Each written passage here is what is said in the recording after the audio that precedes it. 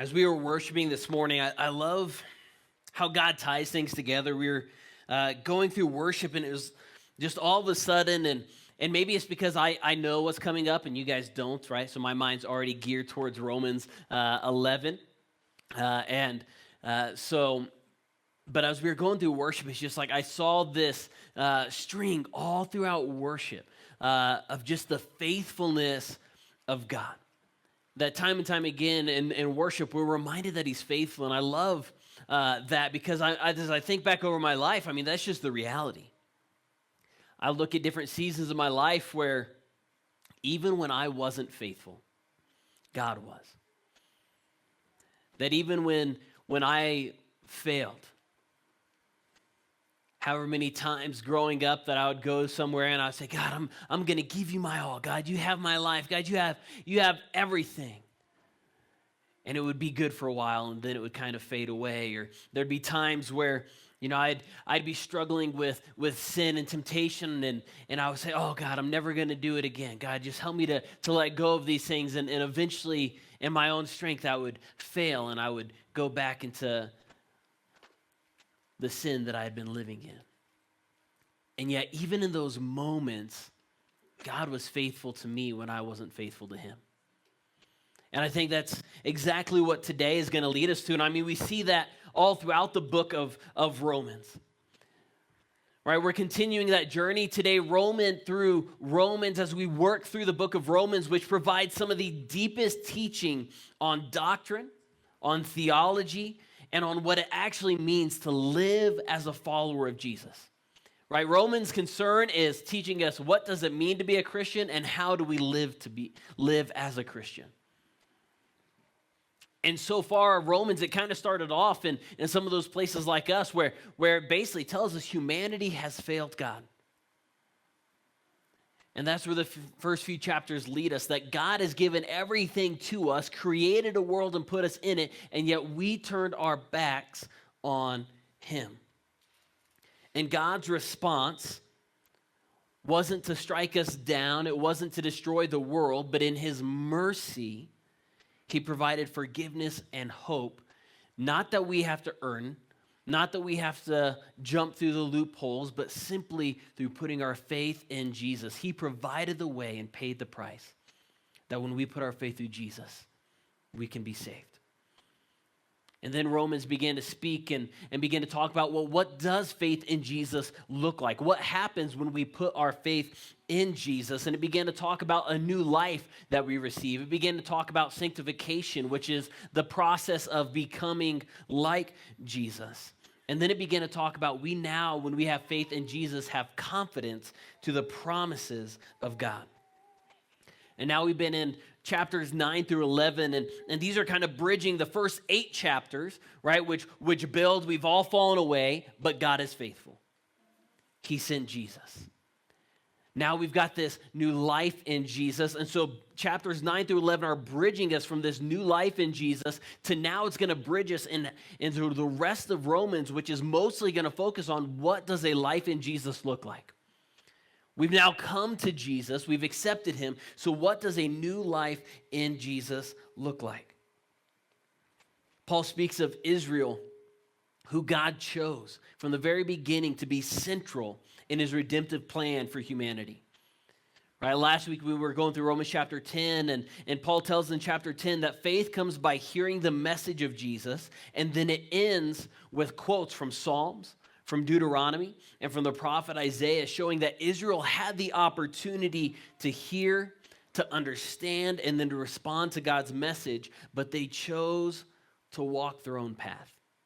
Right? If we've read through the Bible, we see that time and time again. God tells them one thing, and they might do it for a little bit, and then immediately they go and do whatever they want. Time and time again throughout the entire Old Testament. But the reality is, many today who go to church aren't so different. We've had opportunity to hear the message of Jesus. We have opportunity to know what Jesus wants, and yet we still live our own way. We still live however we desire. See, this is why the entire Bible says that all Scripture is God-breathed.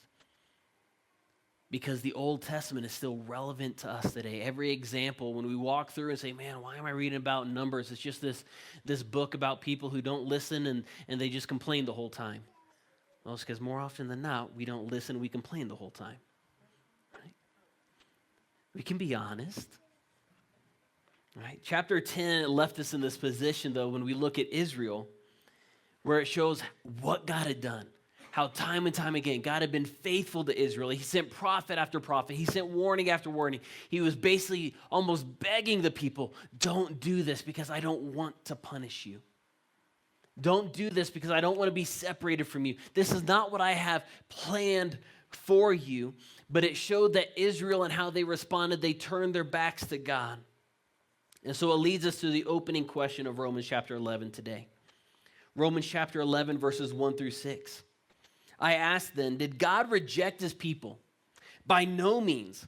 I am an Israelite myself, a descendant of Abraham from the tribe of Benjamin. God did not reject his people whom he foreknew. Don't you know that Scripture says in the passage about Elijah how he appealed to God against Israel? Lord, they have killed your prophets and torn down your altars. I am the only one left, and they are trying to kill me. And what was God's answer to him? I have reserved for myself 7,000 who have not bowed the knee to Baal. So too at the present time there is a remnant chosen by grace. And if by grace, then it cannot be based on works. If it were grace, would no longer be grace. See, there's this mindset today of where does Israel fit in with the church? And does Israel matter today now that we've entered into the New Testament and there's the new covenant? Has the church replaced Israel? Does Israel still matter? But Paul is informing us here, even in chapter 11 of Romans, he says, the fact that I myself am saved am proof that God has not abandoned his covenant to Israel. God did not abandon Israel in pursuit of the rest of the world. Now, throughout history and even today, many in Israel have chosen to walk away from God, but God still has a redemptive plan for them. And the day is coming where Paul talks about here in the coming verses where Israel is going to have a turning to God. Where the hearts of Israel, those who God has chosen, who he had planted his redemptive plans in, who were the ones who crucified Jesus, who are the ones who have turned their backs on God, there's going to be a moment of, we sometimes use the word revival, right? It's this awakening of hearts in Jewish people as they turn back to Jesus as the Messiah. Right? The story of Israel is often a story where we can identify qualities of our own life and walk with God. God reached out to Israel, and they were aware of God, but often they turned to their own desires. They chose to live their own ways. They walked away from God's plans and his desires. Right? God delivers them from Egypt in Exodus, and they follow God for a while, and then what? Then they begin to complain, oh, if only we were back in Egypt, because there we had food, right? They were slaves, but yeah, sure, you had some potatoes. I'm glad you had potatoes in slavery. Right?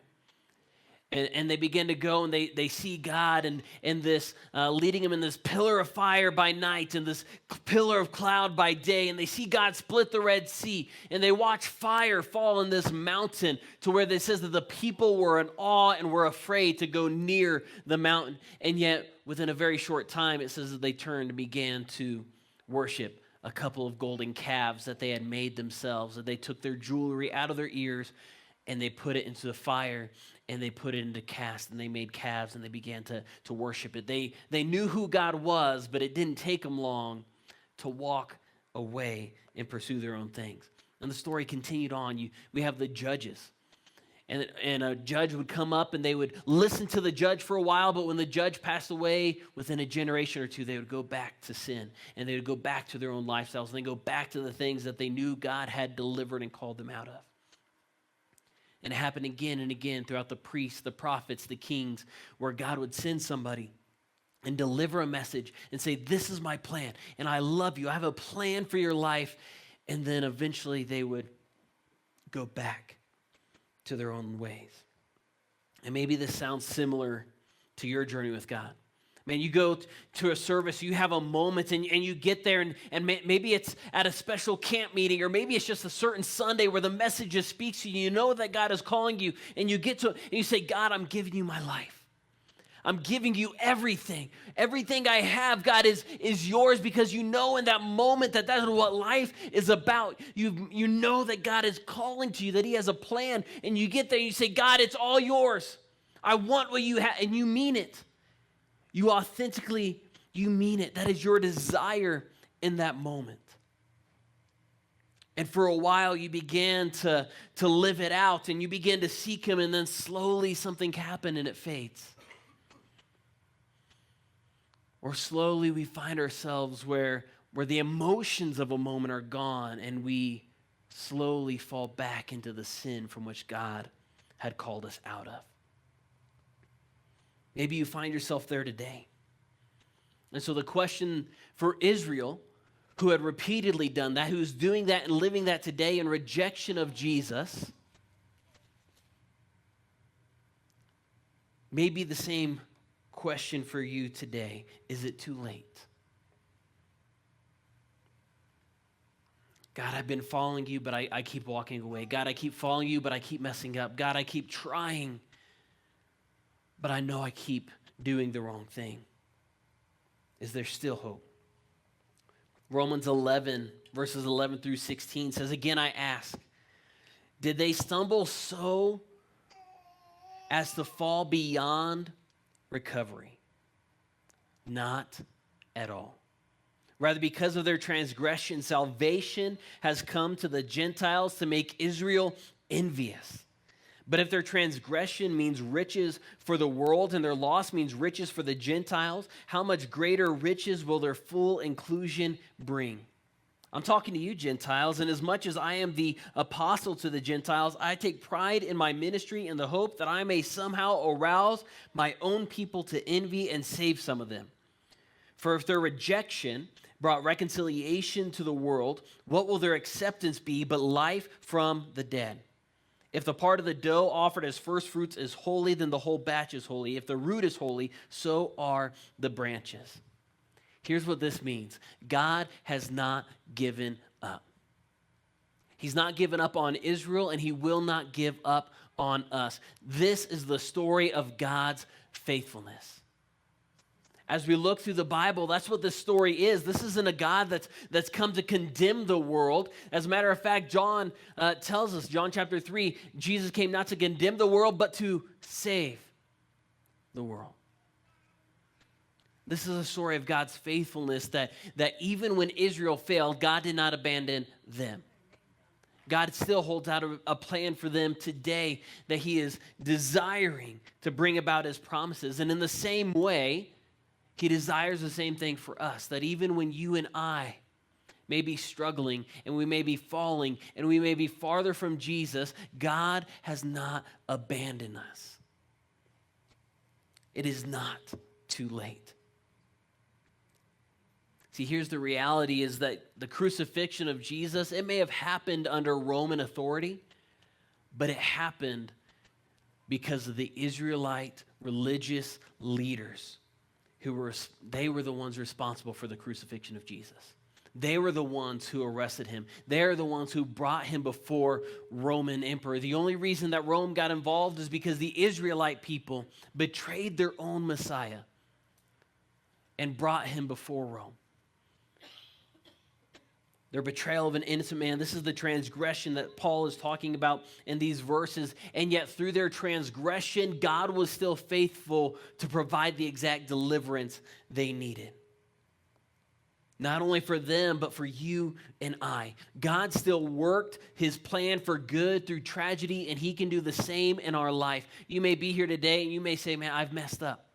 I've been in church, but I know that I've walked away. I've been in church, but I know that I've not always gotten it right. But if we will turn to God and walk in obedience and surrender, then God is waiting. Israel's disobedience became the open door for the gospel to reach the world. And now we are being tied in with Israel. See, Jew or Gentile, that's everybody that's not a Jew, that's you and me. Navajo, white, black, or Mexican, God isn't writing a story about one race or one nationality. He's not writing one story about one nation in the world over another. He is tying us all together in one big family tree. And the roots have always been established with his covenant promises to Israel. Right, which Paul takes that illustration there, and at the end of verse 16, he said that if the roots are good, then the tree is good. And so he takes that illustration of the tree and he begins to build on it in this next section. Romans chapter 11, verses 17 to 21.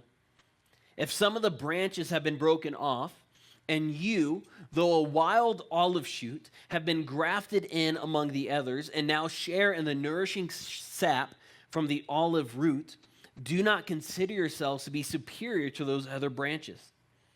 If you do, consider this: you do not support the root, but the root supports you. You will say, then branches were broken off so that I could be grafted in. Granted, but they were broken off because of unbelief, and you stand by faith. Do not be arrogant, but tremble. For if God did not spare the natural branches, he will not spare you either. The church today has not replaced Israel in God's covenant promises. We have been grafted into those promises with Israel. There's a reason that we should still continue to pray for Israel today, because God still has a plan and a purpose for them. We are outside branches that have been grafted into the tree of God's covenant promises, whose roots will always be in his promises to Israel. But these verses here serve as a warning to us. Why was Israel cut off? Because of their unbelief. And Paul warns us, he says, don't become proud just because you've gained access to the gospel. Don't begin to think that you have become something to replace them and that now you are in a position over them. He says, if the natural branches can be cut off for unbelief, then we who have been grafted in can also be cut off. Israel was chosen by God. But even though God had a covenant purpose and a covenant plan for them, because of their disobedience, many of them have missed out on the salvation and plans God has for them. This is where we go back to Romans chapter 10 last week, because 9, 10, 11, they all tie together. God's sovereignty, God's plan, God's purpose, his power meet human responsibility. God had a plan for Israel, but Israel walked out in their own choice and freedom and chose to not follow the plans God had for them. In the same way, if you and I walk in disobedience, if we turn back to an old way of living, we too can be cut off from the tree.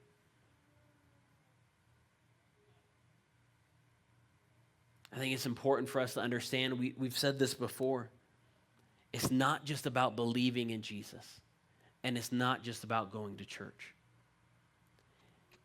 Because if a branch is attached to the tree but does not produce fruit, it's going to be cut off. And too often, that's what we're in danger of. We come to church. We believe in Jesus. We're attached there, and yet there is no fruit in our life. Our life looks no different than the world. That's what happened with Israel. God grew them. He nurtured them. He said, I have a plan for you. But they began to chase other things, and there was no fruit of God, and so they were cut off.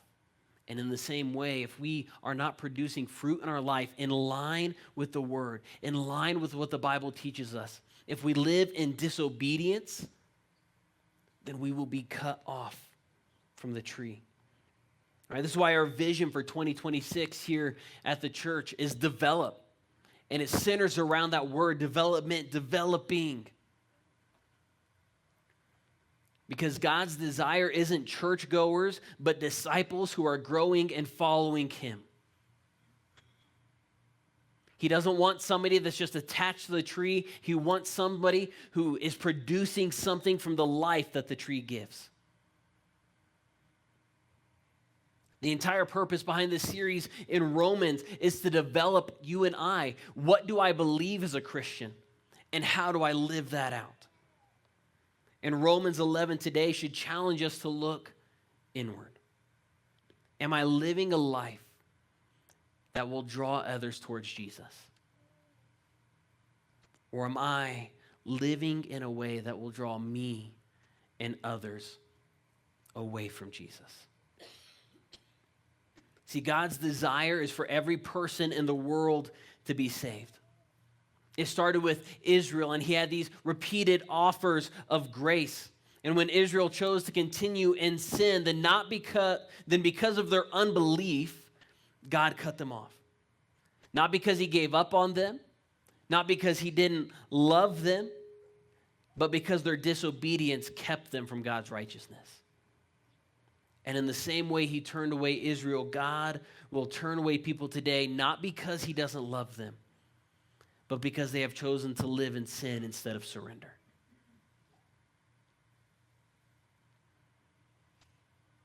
We need to take a moment to reflect on our life today.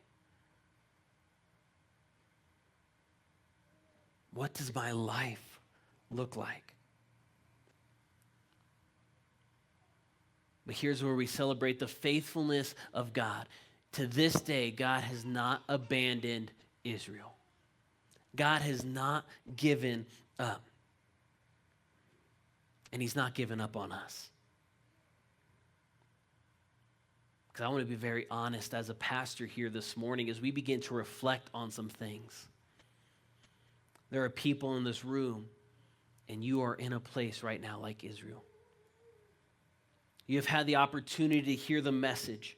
You know the plans and the purposes of God. There have been prophetic words that have been released over you. There have been times where somebody has come and prayed with you at this altar, but you're currently living in disobedience. You believe in God, but you live how you want. Your life looks more like the world and your friends who don't know Jesus than it looks like whatever hero of the faith that you want to choose. You've been in church. You've been connected to the tree, but there is no fruit.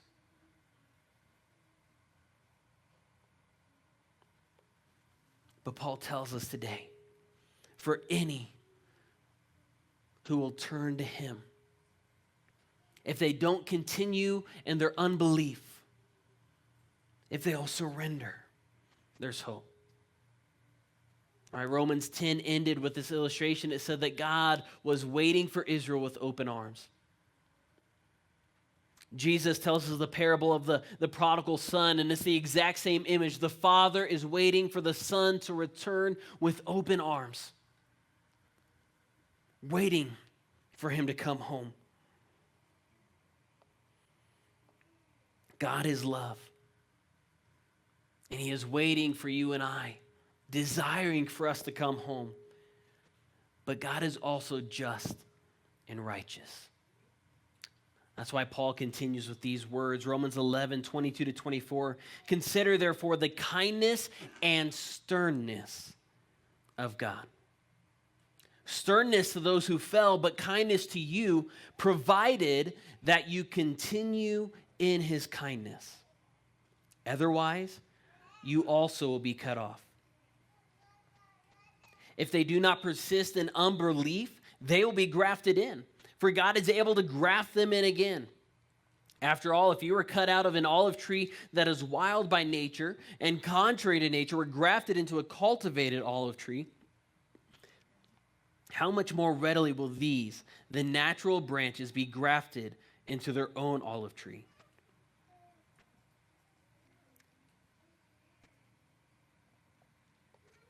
Provided that you continue in his kindness.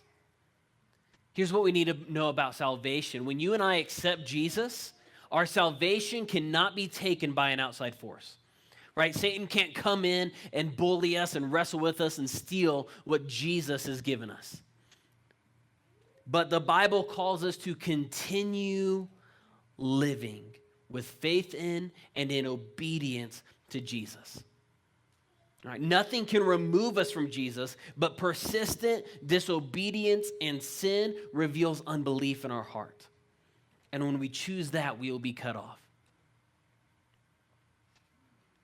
Right? Anna's still in the process of learning. We're seeing things where we know she understands, but she doesn't quite always have it figured out.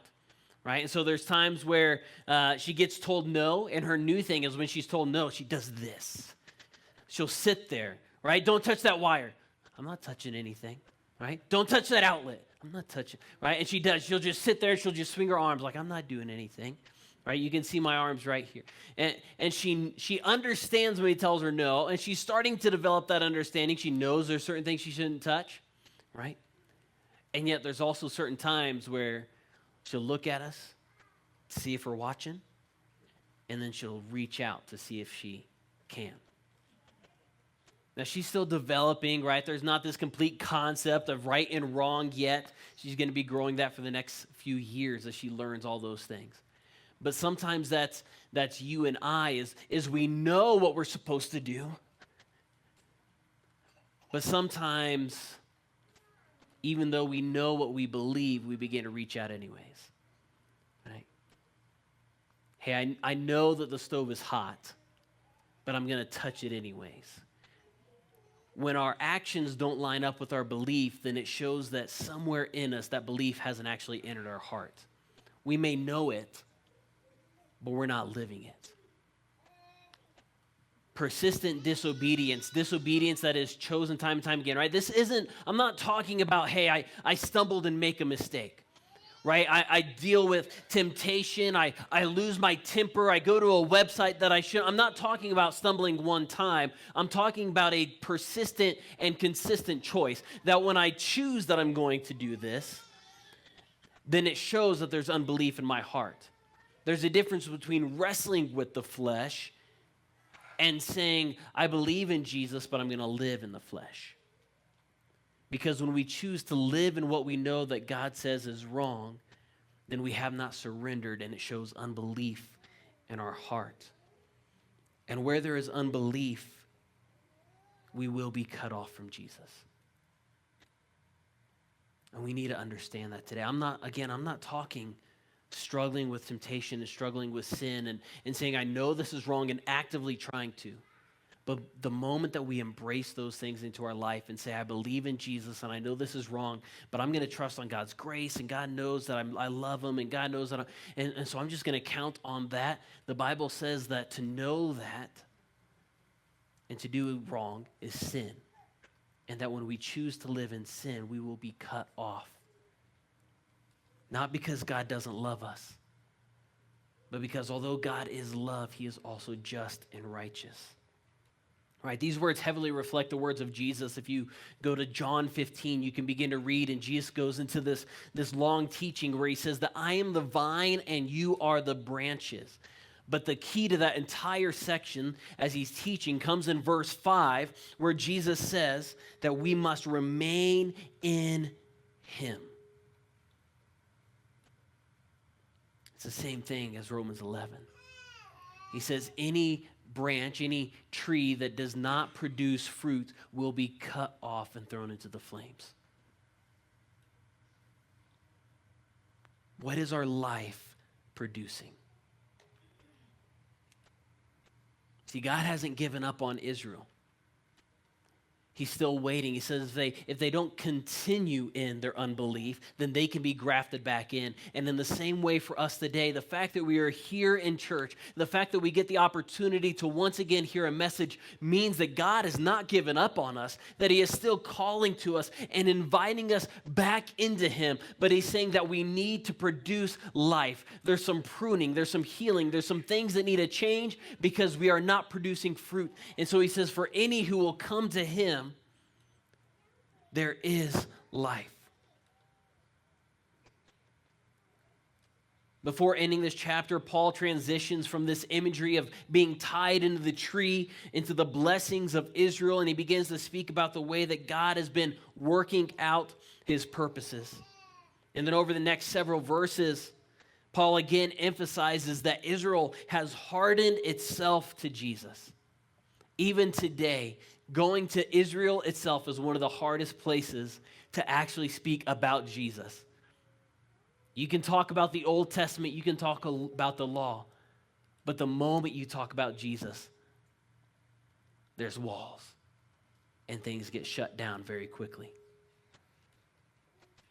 But it was this hardening of Israel that opened the door for you and I to receive Jesus. Not because God abandoned Israel, because the day is coming where they will turn back to him. But Paul leads us here at the end of chapter 11 with these words. Romans 11, 33 to 36. Oh, the depth of the riches of the wisdom and knowledge of God. How unsearchable his judgments and his paths beyond tracing out. Who has known the mind of the Lord, or who has been his counselor? Who has ever given to God that God should repay them? For from him and through him and for him are all things. To him be the glory forever. Amen. See, early on, Romans showed us the brokenness of the world. Especially in chapter 11, it shows us the brokenness of Israel, who God had chosen, and yet they have turned their back on God in unbelief. Romans has been heavy. And in fairness, life can be heavy. But the Bible doesn't shy away from the heaviness and the brokenness of the world. In addition, there's times as Christians where we just may not understand. We follow Jesus. We trust him. We know that he is sovereign, and yet even when we have been faithful and obedient, life is falling apart around us. Things don't go how we expect. People betray us. They let us down, and it doesn't make sense. But as chapter 11 ends, we're left with this lesson. No matter how chaotic or messy life may seem, God is still sovereign, and God is still faithful, even through our unfaithfulness. And because of that, in every season, he is worthy of praise. In life, there will be questions that we can't answer. There will be seasons that we don't understand. But there will never be a moment when God is anything less than faithful. So whether life makes sense or not, we can say and join Paul in saying that for him and from him and through him and to him are all things. To God be the glory. This morning we're going to end joining Paul in his crescendo of praise, that we may not know what life is going on, but today is an invitation to return home. That maybe you're here today and you know. You've heard the message. You've heard God's word. You've received the invitation. You know the plans God has, but if you look at your life, you know that like Israel, you're living in unbelief. You believe in your mind, but your actions show that there's unbelief in your heart. And so today's an invitation to come home. Today, maybe you're here and you're saying, I've been faithfully serving God, and I'm in a season where I don't understand why, God. I have been pursuing you more than ever before, and I don't know. But this is what I know, that even when I don't understand, you are faithful. And for that, I will worship. And so this morning, I want to invite you. We're going to end our service in worship one more time. We're going to go back into that second song. Who am I that you keep me on your mind? God, I'm thankful for it. God, that even when I've been unfaithful, you've been faithful to me. And so today, I'm going to worship you. Would you stand with me?